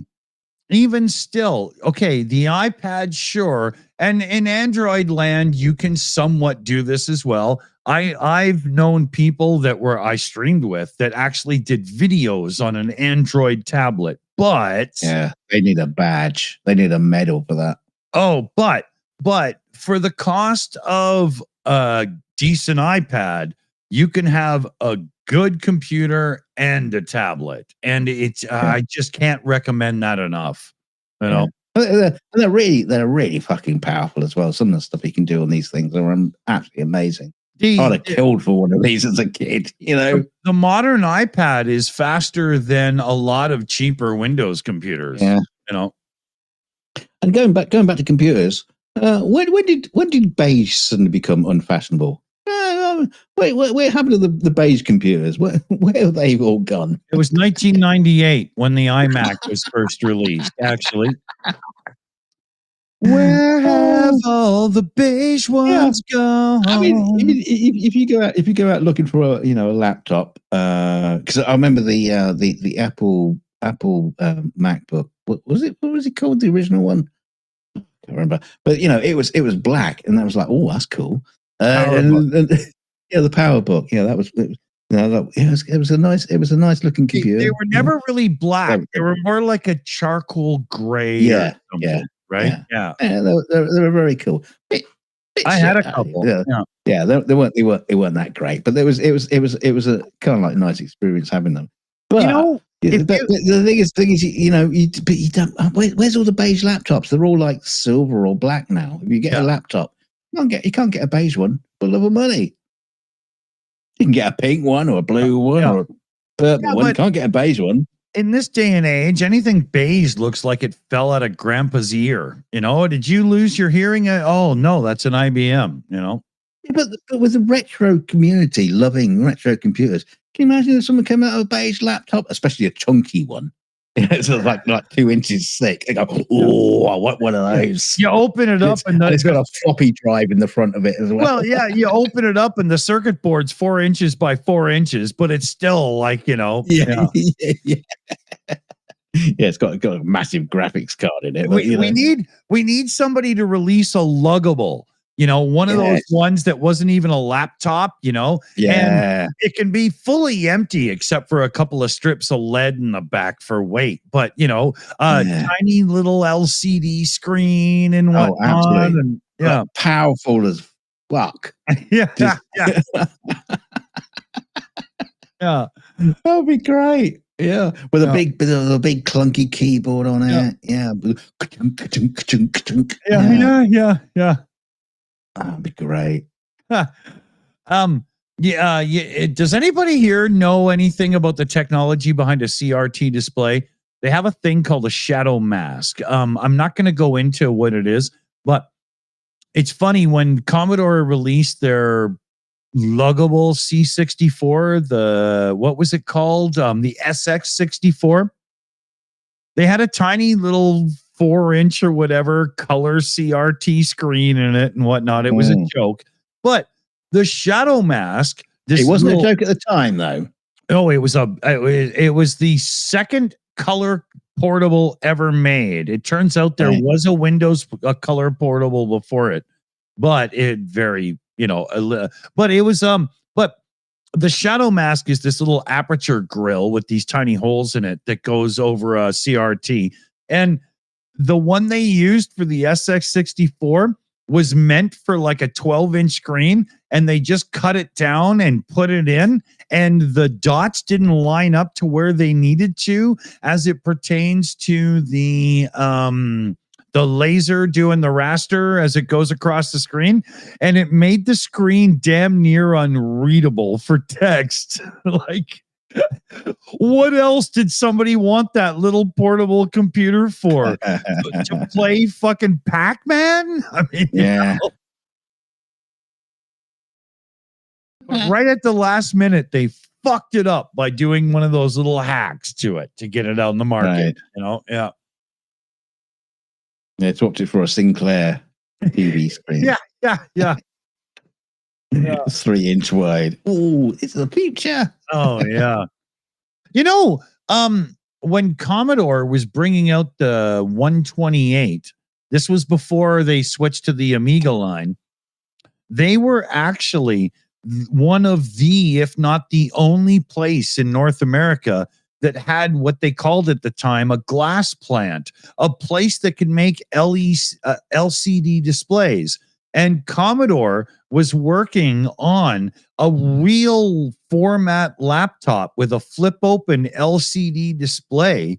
But when Jack Tramiel left the company because he bought Atari, because he got kicked out by Irving Gould, I think his name was, the mobster boss investor of Commodore for a bunch of years, they killed the project.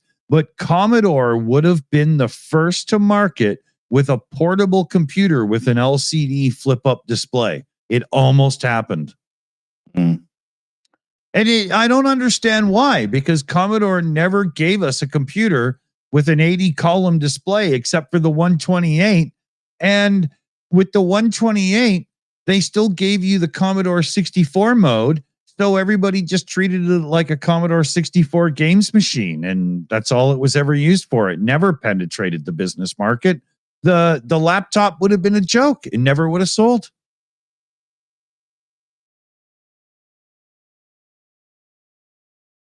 Just another observation. PJ says, Commodore shouldn't have gone. Terrible management. The thing is, I kind of miss all those players. Commodore, Atari, Acorn, the BBC. All those people that actually brought us. These are the people that brought us into computing. Acorn, especially, dude, because they gave us ARM. Yeah. Right? Acorn Computing, the history of Acorn, they are the BBC Micro, and they are Archimedes, right? They Oh my God, their legacy is so huge in computing. It's not funny. I would have sucked so much cock to have gotten Archimedes back in the day. They were so powerful in their day. They even ran circles around the Amiga in CPU intensive tasks, man. Yeah. Amiga had their custom chips for video and audio and blitter and all the gaming and stuff, but the Archimedes kicked its ass in raw computational power. But again, they're also great. You know, the Commodore Amiga, yeah, and you know, again the Atari ST and all that. All those days, the people that brought us into modern computing, and all those early players, they're all gone. Yeah, I know. That is so sad because the IBM came out, and then people started making IBM clones, and obviously Apple were doing their thing, but you know, quite literally, no one was really paying attention to Apple in those early days. Apple did a great thing. Apple too. Well, Apple did a great thing with the Macintosh, the GUI interface, the Lisa before it, right? Atari had Gem. We had Workbench and whatever it was called on Amiga, right? So, you know, but Apple's thing was the Macintosh wasn't conceived as a powerhouse computer in the beginning. It was a bit more of a appliance computer that somebody could have in their kitchen as much as anything else. And it took like, what, 5 years before the Mac was actually really good? You know, it was kind of like the first one with 256K of RAM or whatever, it was unusable. But it was the desktop publishing side of things that people really liked. I mean, and of course, obviously the screen was in right. Yeah, the screen was in portrait. It was designed literally to write out a page. Yeah, and they had square pixels instead of the elongated ones that gave a way better. What you see is what you get approach to fonts and stuff, right? Yeah. But those tiny little screens and black and white for too long and shitty audio and whatnot. I mean, Apple could have been way bigger earlier had they not held that computer back for some weird reason. I don't know what was going on there. I mean, even the Apple IIgs had sound and color and everything, and the Mac was still a black and white affair. It was a really weird time in Apple. You know? Well, it was, Jobs was trying to move on to the Lisa project and stuff like that, wasn't he? He was trying to make the next generation of the Mac, and well, that all like fell flat. Well, I mean, they were going to be fucking expensive. $10,000. Yeah. You talk about Apple tax. I mean, back in that day, that was like Apple tariffs. That wasn't tax. But there was no way to recoup all the spend of money on the Lisa operating system and the GUI and stuff without the first models being too expensive. That was just a fact of life, right? You know, the thing is, the same thing happened with his next computers when he left. Well, but that was legal. He had a deal with Apple, a legal deal, where he wouldn't market next to the general public, only to the education and research places, because he stole a bunch of Apple engineers when he left. And as no. But the point I was making was they were like ridiculously expensive. Oh yeah, but they had they were expensive.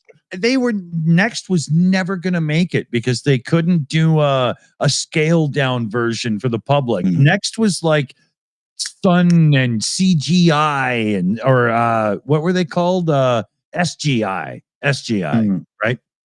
Yeah. But thank God for Next. Thank God for Next, because that's Mac OS now, right? It's funny because I remember looking at the SGIs and drooling over them because that was like the graphic computer that all the professionals were using. 2-bit multi-card video processing in a day and age when your CPU ran at 200 megahertz, right? Yeah, you know, I know. I used to look at them and think, I mean, obviously, I didn't go down to the local PC store. They weren't there. Yeah. This is the one you had to get a mortgage to buy, you know. Twice the expense of your parents' house, right? You know? Yeah. So I was talking to a friend of mine, and he was talking about going the day he went down to one of the big visual effects facilities, and they were talking about they got this hard drive system down there, and it cost them like $500,000 to have it installed, and yeah, it was a full terabyte of storage. Even Apple doesn't charge that much. I mean, but that's amazing. You think, Oh yeah, because this is the thing you think about when these old computers, they were like like the Next and all these kind of, they were seriously expensive. They were for like institutions, for business and education, or like this, in this case of this facility got $500,000 into a 1 terabyte drive. Do you think? Well, they must have spent a lot of money putting that in. There's no way that became financially viable. No, they must have lost because next year, you get a terabyte for $250,000. So that was during the age when the advances were too quick. Nowadays, if you do that, you're good for 5 years. But back then, in 1 year, you were screwed, right? Yeah, the amount of money people must have been paying, and of course, that hard drive. Because I was talking about this with him, because when we were working on Banner Brothers, he bought off the production this Avid RAID, which was like shitloads of hard drives all linked together. And, it's a RAID, and each of those hard drives were like something like 36 gigabytes. I would say gigabytes. I was saying gigabytes, but it probably wasn't even gigabytes. It might have been megabytes for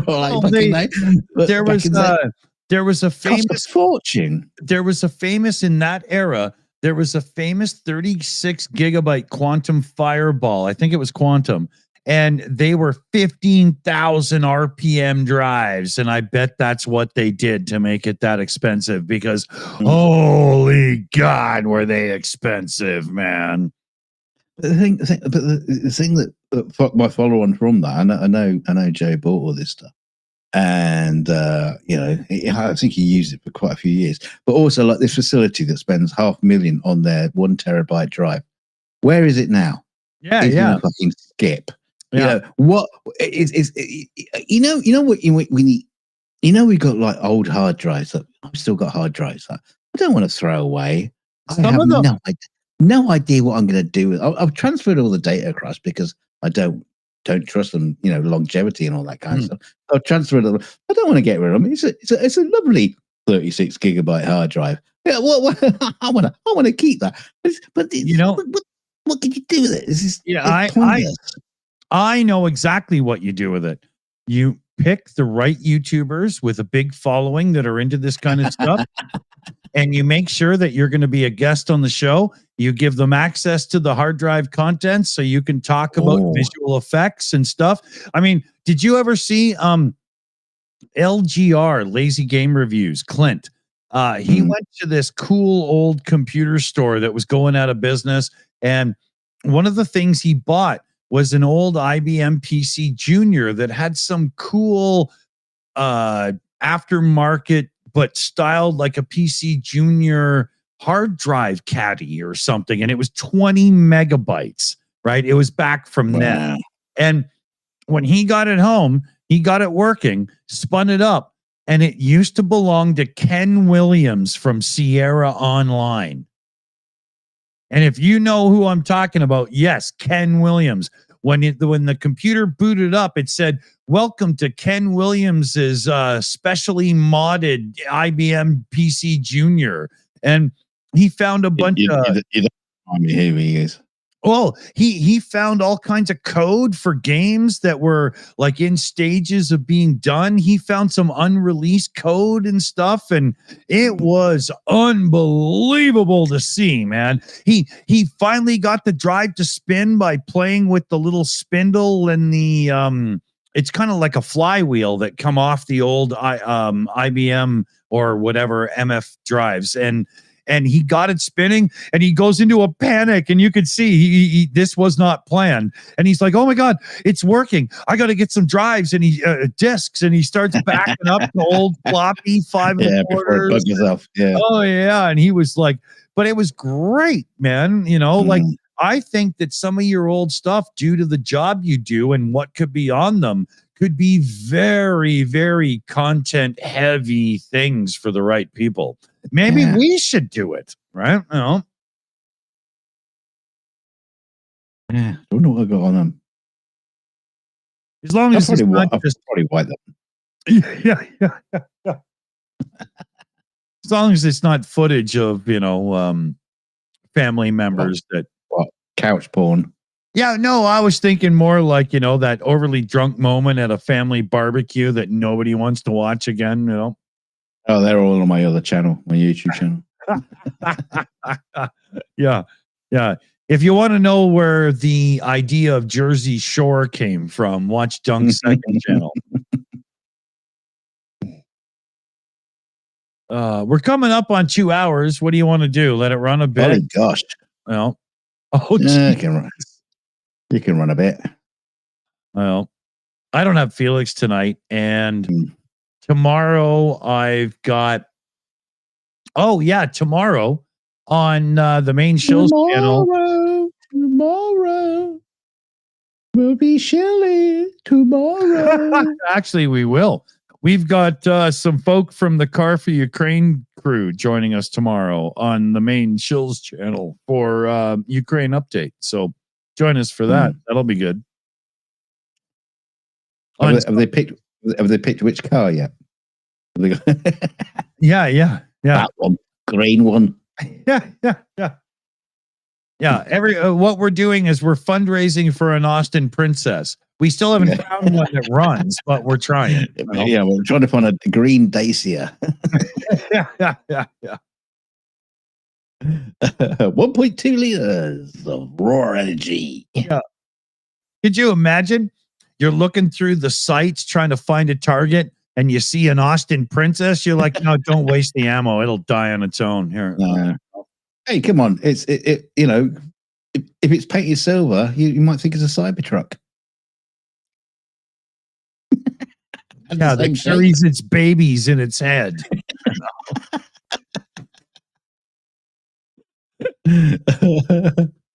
It's some weird type of fish.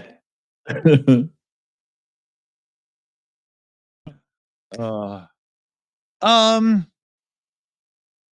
couldn't send an Austin Princess to Ukraine. They're too fucking valuable now. Just because it's old and it's rare, because they all turn to rust and the air suspension is ruined and collapsed, doesn't mean there's value to it. There's just I mean at least £1,000. At least. Are you kidding? If you found an Austin Princess with 100 miles from the factory and got £1,000 for it, I'd be impressed. Hang on, that's how much they were when they came out, isn't it? Finding an Austin Princess worth £1,000 would be like trying to find a Triumph Stag that's never overheated. You know, there's fans out there who just go, yeah. Oh, look at this! Oh, look at this pristine Austin Princess! Oh, I could do some dirty things with her. you know the Austin Princess fans. You know what they're like. Yeah. Because there's 3 of them, right? An Austin Princess looks like a clam that's had beige. It's a wedge. It's a wedge. Grow on it. And the front where the lips come together has just been extended a little bit. Yeah. That's an Austin Princess. It was the future. It was just a geometric wedge. That was the future 20 years before it was put on sale. Hey, I'm not going to sit here and have you insult the glorious Austin Princess. Yeah, why? When I can just show people pictures and they can get the idea of it themselves. I mean, go on, be fair. At that time, the shape of the cars, that was kind of a pretty Everything else was boxy. This had a bit of a. It looks shape. like a cool car that was designed by somebody in Italy, and then a committee of idiots and morons turned it into that. Yeah, you know? Yeah. We'll design it by get Italians to design and then put Britons in to build it. Okay, fair enough. They brought Giugiaro in. He draws something beautiful, and then the powers that be at British Leyland turned it into that.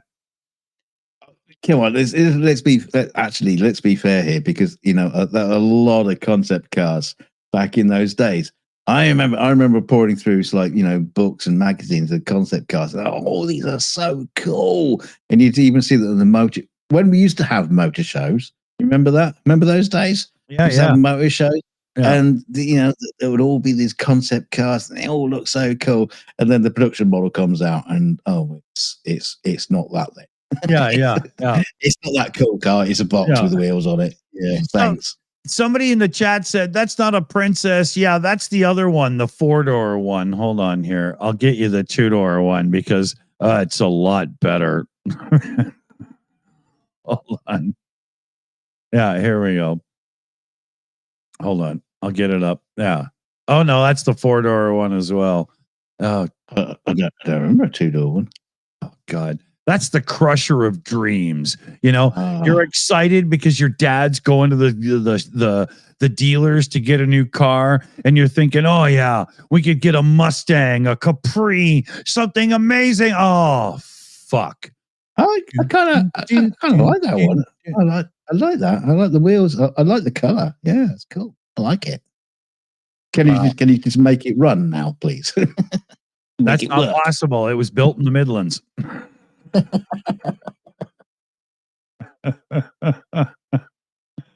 if anyone's done any electric conversions on them? Yeah. Now, hold on. I don't want everybody to think that I'm just dumping on UK cars because that's fun or whatever, but let me show you something. Oh, we do have some lovely, lovely, lovely cars. Oh, yeah, man. Here, let me show you something real cool so it's not a one-way ticket here. That is the Rover SD1. And that is a car that I wish North America had gotten to enjoy. Get the fuck out of my... What's going on here? Make that go away. I wanted to do it this way. I've told you, I've got I got an original pamphlet of one of those. One of those. Dad's got notes in it because he bought one. And it was a gorgeous car. Kept breaking down and shit. You had to run. Oh, they're built.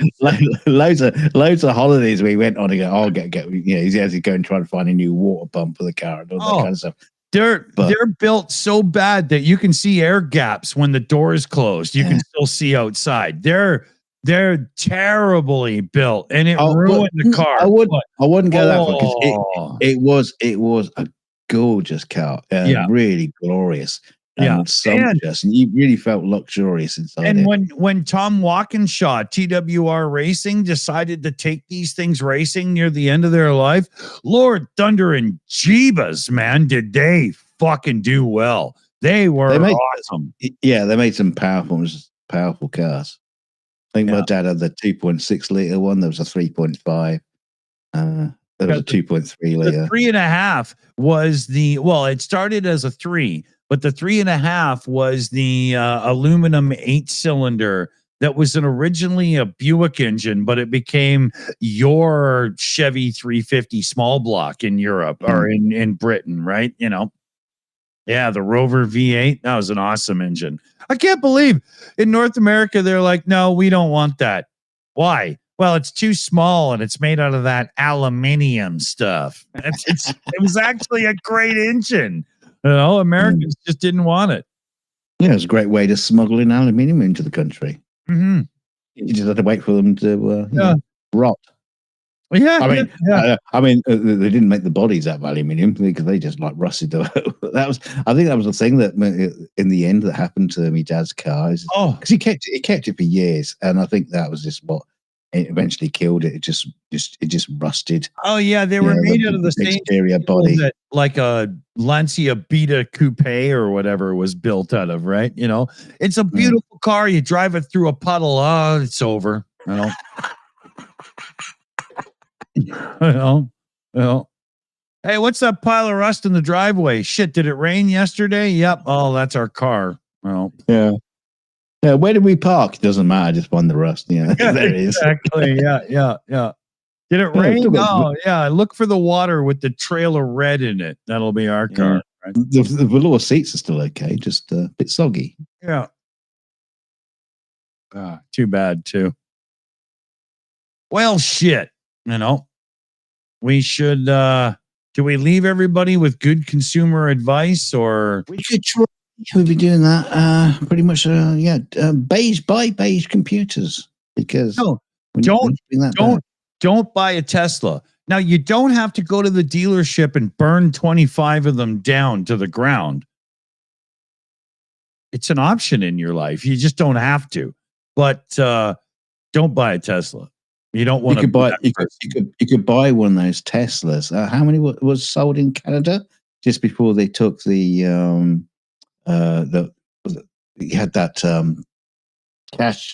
cashback thing going on in Canada. Oh yeah, there was a shit ton of them sold, and there are parking lots full of Teslas now in Canada, and somebody bought them. We don't know who, but they made like $43 million.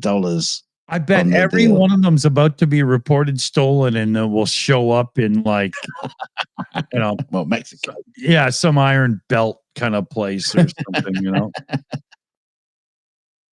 Yeah. So consumer advice: don't buy a Tesla.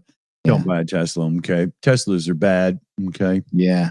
Shouldn't buy one. So are Nazis. Don't buy Nazis either. Yeah. Don't buy Kanye West's Yeezy's new album. Yeah, exactly. It's probably just an oral reading of Mein Kampf by a black man. So it's just a rap. And if it isn't that, it should have been that. Yeah, you're missing a trick there. So the speech is just with a cool beat behind it. Let's say this: if you have a problem with your beer being a little bit too warm when you go to drink it, you should probably get yourself a better refrigerator. Why, is that your problem? No, I'm just saying that would suck, right? Well, that's not exactly consumer advice, though, is it? That's just if you're a consumer of refrigerators, it is, or beer. Buy a bidet so you can keep your beer cool in the bidet. Yeah, you just have to stand there with your foot on the pedal, and the water will keep your beer cool. Yeah, right. You could stream from your bathroom. It'd be great fun. Yeah. We used to keep beer cool by when we were on like picnics and stuff by putting it in a bag and chucking it in the river. Yeah. Let the river cool it. Yeah. Yeah, we always did that too. Little mesh bag, right? So the beer couldn't get out. Yeah. So there you go. Yeah. When you need to cool your beer and you don't have a river nearby, put them in the toilet and just tape the button down, and the water will run over them and keep your beer cool. Or just marry probably someone. Wash the can before you drink from it, but marry someone with a cold heart, and then you just keep your beer in their top pocket. Right between the heart of the matter. I'm not too sure that's consumer advice or relationship advice. It depends on what you're consuming. Yeah. There's a bit of a blend to there. I don't know. Yeah. A bit of a crossover. Yeah. If you tend to get slapped around at the store, this is good consumer advice for you. So, say hi to your mom for me. Tell her I'll come over for a visit soon, and we'll see you all later. Oh, you don't want to come and see my mum. She's 6 feet under. I'm sure she's still waiting. Yeah, well, I saw her recently enough. That's what put her in the ground. Memories. Well, we'll see you all later, oh you shitty buggers, and come by tomorrow for the Ukraine update. And are we back on Sunday? Are you busy Sunday. Net's got an interview with somebody, and we've got a PubChat hangout as well. So Sunday's a twofer. A two for nothing. Cost Yeah. nothing. Well, it's going to cost them something soon because I'm running out of drinks. All right.